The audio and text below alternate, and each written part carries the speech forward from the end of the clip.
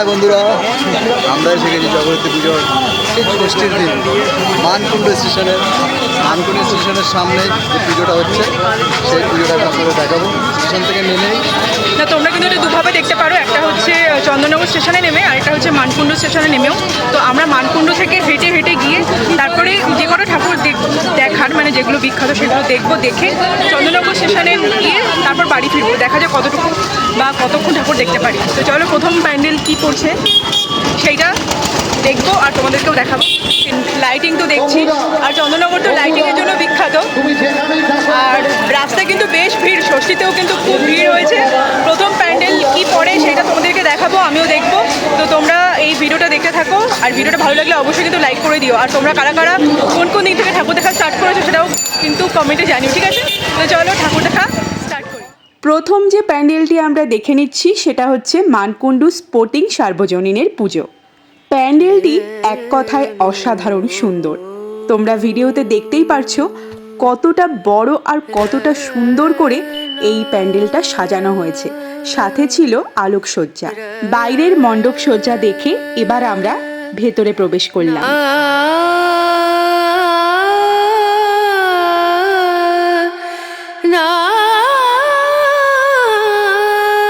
ভেতরে ছিল অনেক বড় বড় বুদ্ধ মূর্তি। প্যান্ডেলের ভেতরে যখন প্রবেশ করলাম মনে হলো কোনো বৌদ্ধ মন্দিরে আমরা উপস্থিত হয়েছি। এখানে পুরাণ আর মহাভারতের সংমিশ্রণে একটি থিম তৈরি করা হয়েছে। মহাভারতের রথের চাকারও দর্শন পেলাম এই প্যান্ডেলের ভেতর।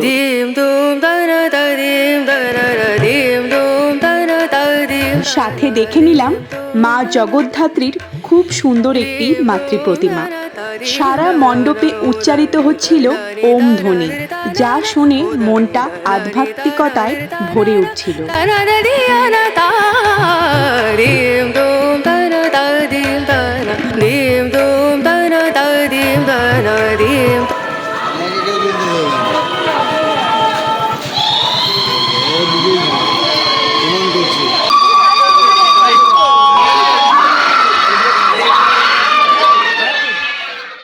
এবার আমরা চলে এলাম নতুন পাড়া সার্বজনীনের পূজা মণ্ডপের কাছে।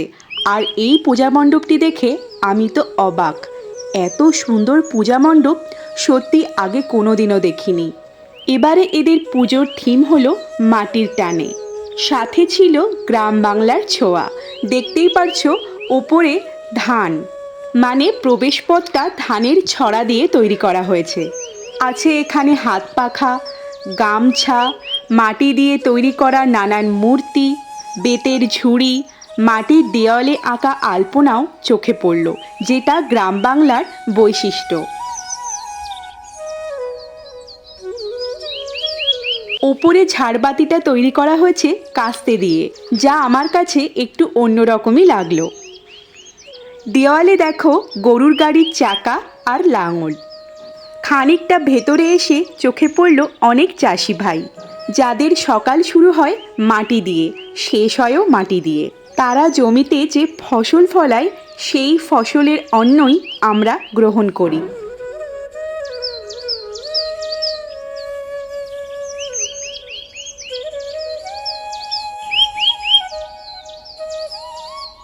তবে প্রকৃতির বুক থেকে এখন গ্রাম্য পরিবেশ অনেকটাই হারিয়ে গেছে। তার জায়গায় চলে এসেছে বড় বড় অট্টালিকা। এখন আর গোলা ভর্তি ধানও দেখা যায় না, বড় বড় পুকুরও দেখা যায় না। মাটির দেওয়ালে অঙ্কন করা আলপনাও এখন অনেকটাই ক্ষীণ হয়ে এসেছে। সেই হারিয়ে যাওয়া গ্রাম বাংলার ছোঁয়া পেতে আমরা চলে এসেছি এই মণ্ডপে।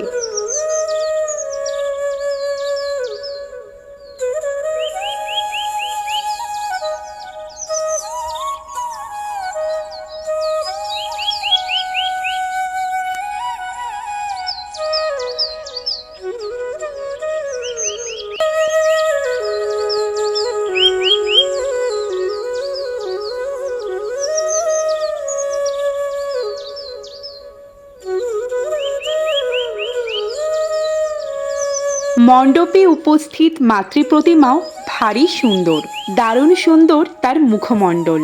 মাতৃপ্রতিমার সাথে রয়েছে নারায়ণের মূর্তি, লক্ষ্মীর মূর্তি, আরও অনেক দেবতা। আমরা চলে এসেছি নিয়োগী বাগান নববালক সংঘের পুজো দেখতে।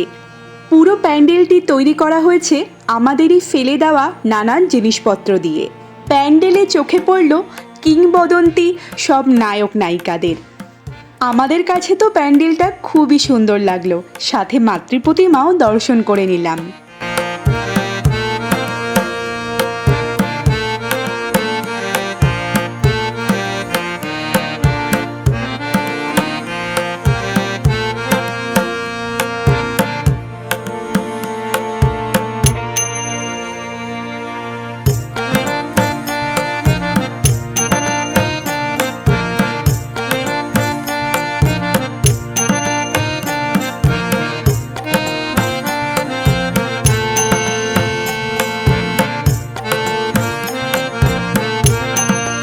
নিয়োগী বাগানের পুজো দেখেই একটু হেঁটেই চোখে পড়ল এই প্যান্ডেলটা। এটি কোন ক্লাব দ্বারা পরিচালিত সেটা ঠিক আমার জানা নেই, তবে থিমটা অসাধারণ করেছে। এনাদের পুজোর থিম একটু ভিন্ন। এনাদের পুজোর থিম হলো বৃহন্নলার সাথে। পুরো প্যান্ডেলটি তৈরি করা হয়েছে বৃহন্নলাদের উদ্দেশ্যে। এই সমাজে তারা একটি অন্যতম স্থান পান, আর এই প্যান্ডেলটিতেই তাদেরকে অগ্রাধিকার দেওয়া হয়েছে। পুরাণ থেকে মহাকাব্য সবেতেই তারা এক অন্যতম স্থান পান। এনাদের তৈরি প্যান্ডেলটি আমার এক কথায় অসাধারণ লেগেছে।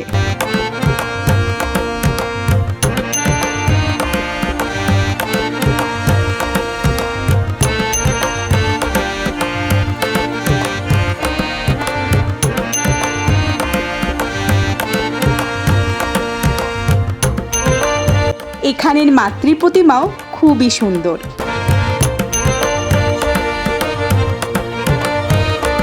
এবার চলে এসেছি আমরা সার্কাস মাঠের পুজো মণ্ডপের সামনে। এবারে এনাদের ভাবনা বাঙালিনী। লাইটিংয়ের দিক দিয়ে আর প্যান্ডেলটা সাজানোর দিক দিয়ে, সব দিক দিয়ে প্যান্ডেলটি অসাধারণ। এখানে রয়েছে মাটির তৈরি ছোট ছোট পুতুল, বেতের তৈরি ছোট ছোট ঝাড়বাতি। প্যান্ডেলের দুই দিকে রয়েছে মহানায়ক উত্তম কুমার, রবীন্দ্রনাথ ঠাকুর, সত্যজিৎ রায়, আর এখানে রয়েছে অনেকগুলো মাটির তৈরি বড় বড় পুতুল, যারা হাত পা নাড়িয়ে ঢাকের তালে নাচ করছে। আস্তে আস্তে মণ্ডপের ভেতরে প্রবেশ করলাম। মণ্ডপটির বাইরে যেরকম সাজানো হয়েছে, ভেতরেও তার থেকে সুন্দর করে সাজানো হয়েছে। পুরো মণ্ডপটিতেই ধরা পড়েছে হস্তশিল্পের কাজ। মণ্ডপটির ওপরে দেখো অনেক চিত্র অঙ্কন করা হয়েছে, সাথে ঝাড়বাতিটিও অসাধারণ সুন্দর।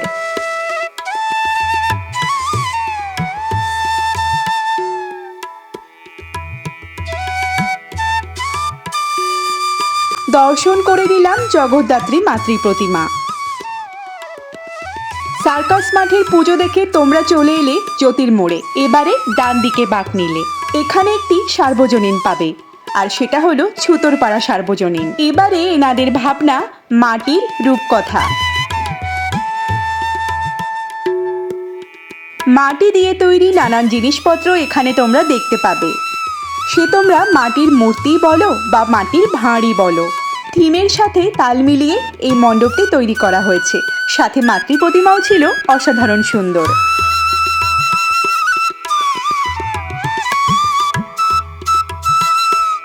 খুব সুন্দর একটি শাড়ি পরে এখানকার জগদ্ধাত্রী মা তার স্বমহিমায় বিরাজ করছেন।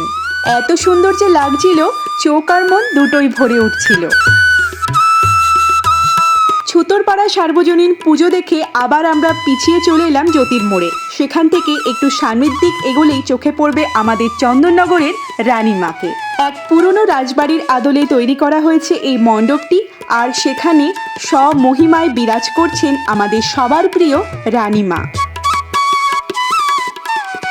সত্যি রানীর মতোই তার সাজ, চোখ দুটি দেখে মনে হয় জীবন্ত।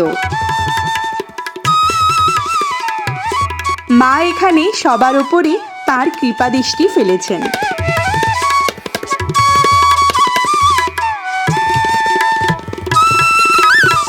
রানীমার পুজো দেখে এবার আমরা সোজা এগিয়ে যেতে থাকলাম। এখানে অনেকগুলো মণ্ডপ পাবেন। তো প্রথমেই চলে এলাম আমরা অম্বিকা সার্বজনীনের পুজো দেখতে। ওনাদের পুজোর থিম হলো ঐশ্বরিক, আর প্যান্ডেলটি ঢুকতেই প্রথমেই চোখে পড়লো এখানে অনেকগুলি আখ। পুজো মণ্ডপটির এন্ট্রান্স অর্থাৎ প্রবেশপথ তৈরি করা হয়েছে আখ, সুপুরি আর নারকল দিয়ে। মণ্ডপটির ভেতরে প্রবেশ করার সময় চোখে পড়ল ছৌ নাচের ব্যবহার করা অনেকগুলি মুখোশ। অবশ্য এই মুখোশ দক্ষিণ ভারতেও চোখে পড়ে। দক্ষিণ ভারতের এক উৎসবকে কেন্দ্র করেও এই মুখোশ ব্যবহার করা হয়, যেখানে কোনো এক দেবদেবীর সামনে একটি নৃত্য পরিবেশন করা হয়।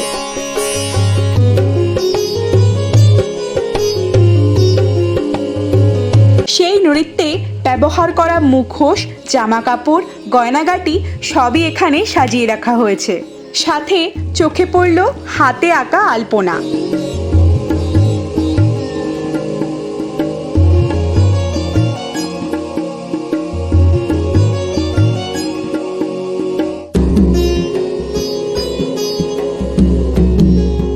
দর্শন করে নিলাম এখানকার জগদ্ধাত্রী মাতৃ প্রতিমা।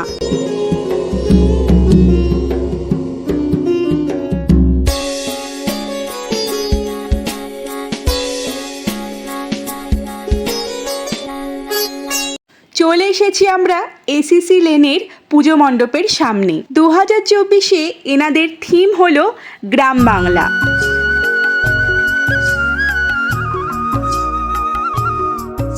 গ্রাম বাংলায় যে মাটির উনুন বা মাটির সরা বা মাটির জিনিসপত্র তৈরি করা হয় তা এখানে খুব সুন্দরভাবে ফুটিয়ে তোলা হয়েছে। সঙ্গে ছিল ধানের ছড়া, বেতের ঝুড়ি আর বেতের তৈরি নানান রকম জিনিসপত্র। মাটির পাত্রে চোখে পড়ল ধান, আর তোমরা এখানে দেখতে পাচ্ছ কুলো, ঝুড়ি, আর এখানে খুব সুন্দরভাবে দেওয়ালে চিত্র অঙ্কন করা হয়েছে, যা এক কথায় কিন্তু অসাধারণ। এবার তোমাদের দেখাই এখানকার জগদ্ধাত্রী মাতৃ প্রতিমা, যা খুবই সুন্দর।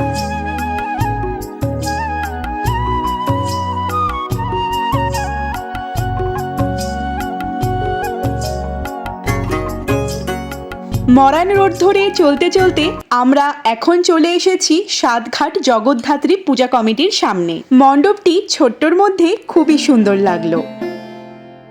মণ্ডপটি দেখে আমার মনে হলো এটি মহাদেবকে উৎসর্গ করে তৈরি করা হয়েছে, কারণ এখানে চোখে পড়ল ত্রিশূল আর মহাদেবের ত্রিনয়ন।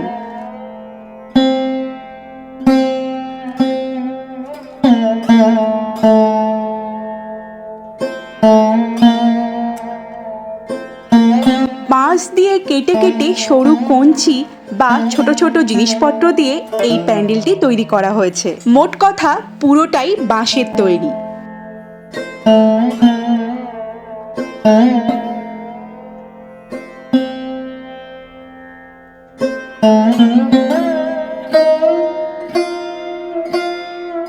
এখানকার মাতৃ প্রতিমাও খুব সুন্দর।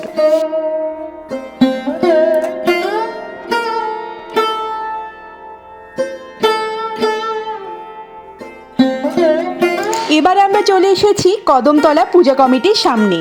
2024-এ এনাদের পুজোর থিম হলো আরণ্যক। বন্যেরা বনে সুন্দর আর শিশুরা মাতৃ করে। এই বাক্যটিকেই খুব সুন্দরভাবে এই প্যান্ডেলে ফুটিয়ে তোলা হয়েছে।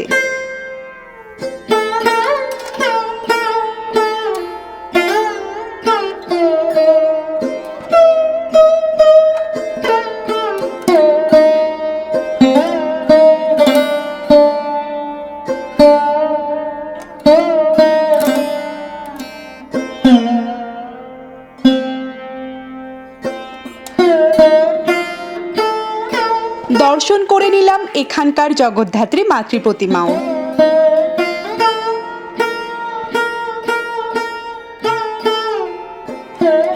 এবার আমরা চলে এসেছি মরান রোড জগদ্ধাত্রী পূজা কমিটির সামনে। এনাদের পুজো এবারে ৬৬তম বর্ষে পদার্পণ করলো। আর এই বছর এনাদের পুজোর থিম হলো গাছ বাঁচাও জীবন বাঁচাও। গাছপালা বা উদ্ভিদ আমাদের এই জীবনে কতটা যে গুরুত্বপূর্ণ সেটাই এখানে তুলে ধরা হয়েছে। এই সময় দাঁড়িয়ে এই থিমটি যে কতটা গুরুত্বপূর্ণ তা বোঝা যায়। গাছপালা বন জঙ্গল কেটে সাফ করা হচ্ছে বা এগুলো কেটে উন্নয়ন চলছে, আর তার ফলে প্রকৃতি বিপর্যস্ত হচ্ছে। তার সাথে আমরাও বহু সমস্যার সম্মুখীন হচ্ছি। আবহাওয়া পরিবর্তন হচ্ছে, সাথে আমাদের রোগ বা অসুখও বেড়ে চলেছে। বাতাসে বাড়ছে দূষণ, আর এই সবই হচ্ছে বনজঙ্গল সাফ করার জন্য। আমরা যদি একটু সচেতন হই বা বন জঙ্গল না কাটি, তাহলে আমাদের প্রকৃতি একটু হাঁপ ছেড়ে বাঁচে। তাই গাছ লাগাও, প্রাণ বাঁচাও।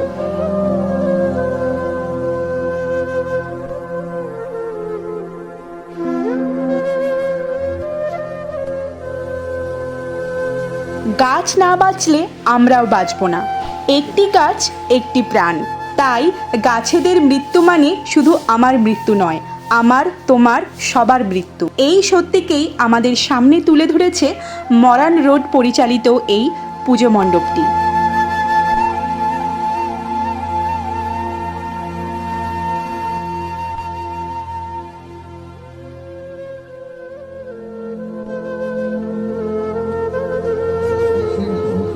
এবার চলে এসেছি আমরা বিনোদতলা জগদ্ধাত্রী পুজো দেখতে।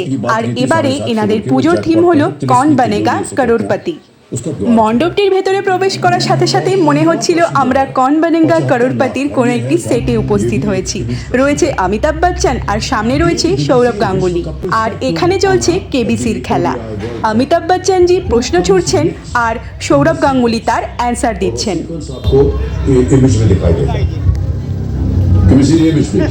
সঙ্গে মাতৃ প্রতিমাও খুব সুন্দর। Yuvraj Singh, C. Mitchell Stark, D. Adam Gilchrist. চলে এসেছি আমরা গোন্দলপাড়া মনসাতলার সামনে। আর এবারে এনাদের পুজোর থিম হলো কারুকার্য শিল্প। পুরো প্যান্ডেলটিরই আনাচে কানাচে রয়েছে হস্তশিল্পের কারুকার্যশীলতা, যা এই মণ্ডপটিকে একটি অন্য রকমের রূপ দেয়।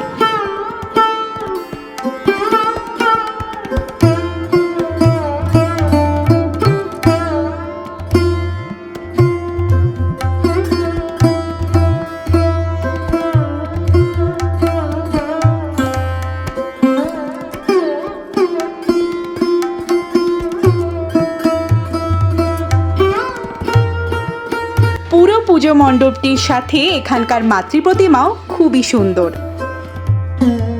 এবারে আমরা চলে এসেছি গোন্দলপাড়া কাছারি ঘাটের পুজো মণ্ডপের সামনে।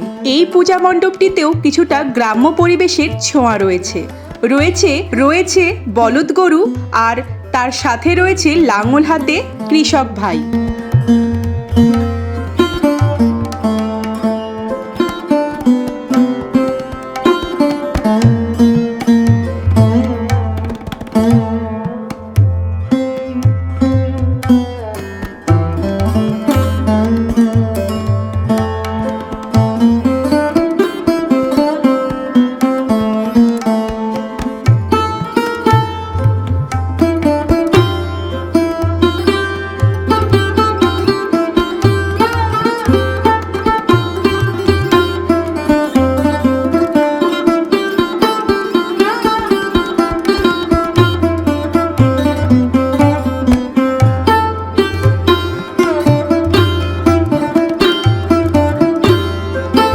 ঘাটের পুজো দেখে এবার আমরা চলে এসেছি নতুন তিলিঘাট পূজা মণ্ডপের সামনে। ইনাদের এবারের পুজোর থিম হলো হরিনাম সংকীর্তন।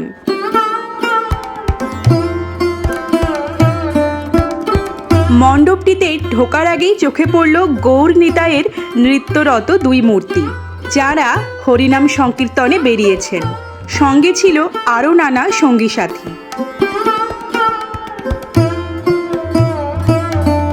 চোখে পড়ল রথে বসে আছেন জগন্নাথ দেব। এখানকার মাতৃ প্রতিমা দর্শন করে নিলাম। মাতৃ প্রতিমাটি অসাধারণ সুন্দর লাগলো।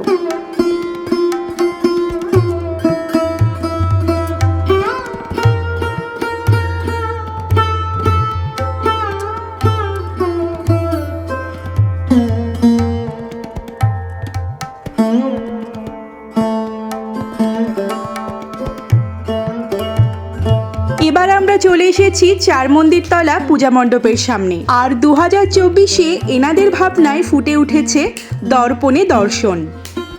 পুরো মণ্ডপটিতেই ছোট বড় নানান রকমের দর্পণ অর্থাৎ আয়না রয়েছে।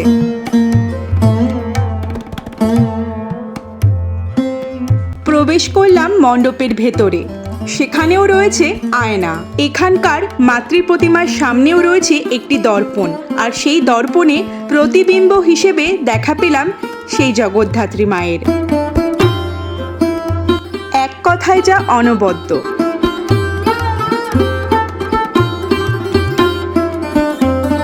চলে এলাম বেশহাটা পূজা কমিটির সামনে।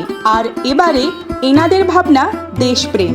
আমাদের এই দেশ স্বাধীন হওয়ার পেছনে যাদের বা যেনাদের হাত রয়েছে তাদেরই এখানে তুলে ধরা হয়েছে খুব সুন্দরভাবে।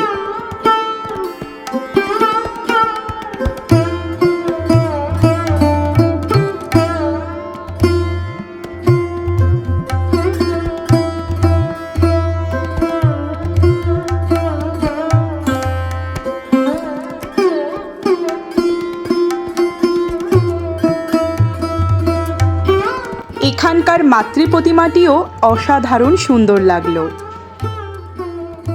এবার আমরা দেখতে চলেছি দৈবকপাড়া সার্বজনীন জগদ্ধাত্রী পূজা কমিটির এই পূজা মণ্ডপটি। 2024-এ এনাদের এই পুজোর থিম হলো আঁচল। প্যান্ডেলটি খুবই সুন্দর লাগলো। সাথে এখানকার জগদ্ধাত্রী মাতৃ প্রতিমাটিও ভারী সুন্দর আর নজর কাড়া।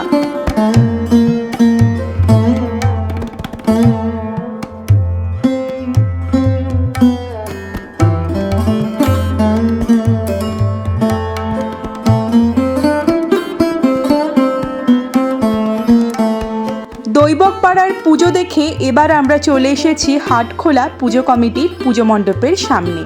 এই পুজো মণ্ডপটি সম্পূর্ণ খড় দিয়ে তৈরি করা হয়েছে। এই যে চক্রটা তোমরা দেখছো সেটাও খড়ের তৈরি। খুব সুন্দর একটি পূজা মণ্ডপ আমাদের চোখের সামনে ধরা পড়ল, যা এই ভিডিওর মাধ্যমে বাড়ি বসে তোমরাও দেখে নিতে পারছো। অবশ্যই ভিডিওটাতে কিন্তু লাইক করে দিও। তোমাদের একটি লাইক, একটি কমেন্ট আমাকে অনেক বেশি উৎসাহিত করে। দর্শন করে নিলাম এখানকার খুবই সুন্দর জগদ্ধাত্রী মাতৃ প্রতিমা।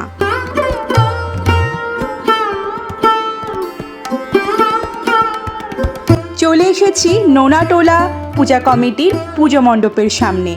2024-এ এনাদের পুজোর থিম হলো কথাকলি।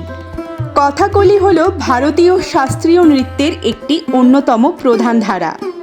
এই নৃত্যে এক প্রকার গল্প বলা হয়ে থাকে, যেখানে প্রথাগতভাবে অভিনেতা নৃত্যশিল্পীরা বিভিন্ন রঙের রূপসজ্জা, পোশাক ও মুখোশ পরেন।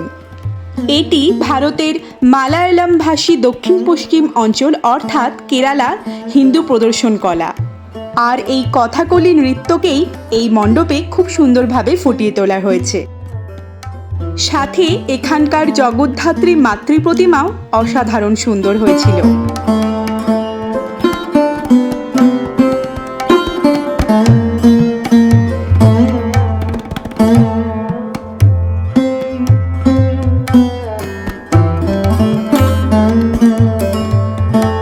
স্ট্যান্ড রোড ধরে এই আলোকসজ্জা দেখে হাঁটতে হাঁটতে চলে এলাম বড় বাজারে। বড় বাজারের এই মাতৃ প্রতিমা আর সাথে এই মণ্ডপ সজ্জা দারুণ সুন্দর।